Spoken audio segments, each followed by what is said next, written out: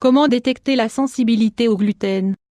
La maladie cœliaque est un trouble causé par l'intolérance au gluten, qui affecte une personne sur 100 dans le monde. Dans certains cas, les personnes ont des symptômes similaires à cette maladie, mais le diagnostic se révèle négatif.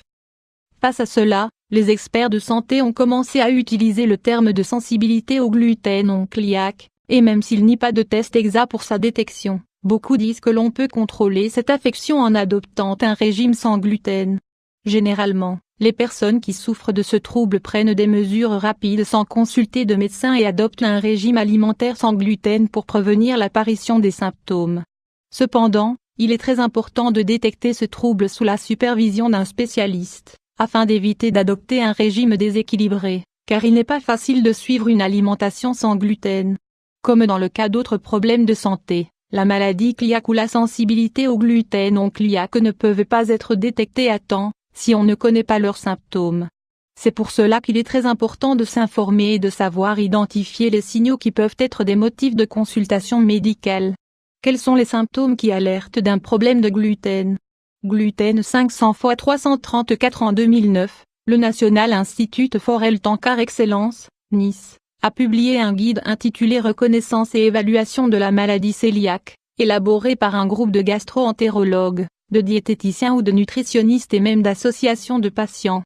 Suite à cela, on a recommandé aux médecins de donner aux patients la possibilité de réaliser un test sanguin comme première mesure pour diagnostiquer un possible cas de maladie cœliaque, si ces derniers ont des antécédents familiaux ou souffrent de l'un de ces problèmes de santé, maladie auto-immune de la thyroïde, dermatite herpétiforme, syndrome du côlon irritable, diabète de type 1. Il faut également réaliser ce test si la personne souffre des symptômes suivants: distension abdominale ou gaz fréquent, syndrome de l'intestin irritable ou de reflux acide, diarrhée ou constipation chronique au quotidien, nausées ou vomissements réguliers, retard dans le développement ou manque de croissance. Chez les enfants, perte soudaine de poids, migraine ou maux de tête, douleurs dans les articulations, fatigue prolongée, dépression ou anxiété, eczéma chronique ou acné, anémie par déficience de fer sans explication, ou un autre type d'anémie non spécifiée. Le test sanguin doit être réalisé par un médecin accrédité et doit être confirmé à la suite d'une biopsie intestinale.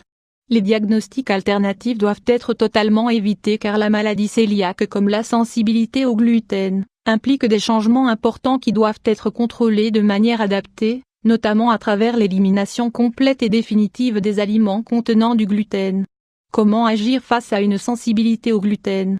Sensibilité 500 x 334. Si après avoir lu la liste des symptômes, vous remarquez que vous souffrez de plusieurs d'entre eux de manière sporadique ou chronique, le mieux est de consulter un médecin le plus tôt possible, en évitant d'y apporter d'explications hâtives.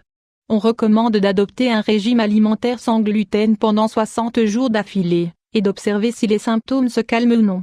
Les céréales qui contiennent du gluten sont les suivantes: le blé, l'orge, le seigle, l'épeautre, le blé de corazon, l'avoine, le triticale. Parmi les céréales qui ne contiennent pas de gluten, on trouve le quinoa, le sarrasin, le sorgho, le riz. Aliments au gluten 500 x 334. Le fait d'acheter des aliments en boîte de conserve est assez risqué, car il est relativement fréquent d'y trouver du gluten, en plus ou moins grande quantité.